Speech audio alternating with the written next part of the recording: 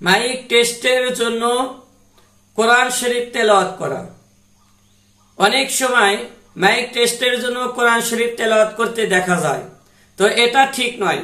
কোরআন শরীফ তেলাওয়াত করা এটা একটি স্বতন্ত্র ইবাদত, ইবাদতে মাকসুদা, যা স্বতন্ত্র ইবাদত হিসেবে গণ্য।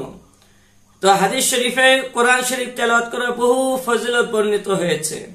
সুতরাং কোরআন হলো আল্লাহ তাআলার কালাম, যা সর্বোচ্চ তাজিম এবং সম্মানের বিষয়।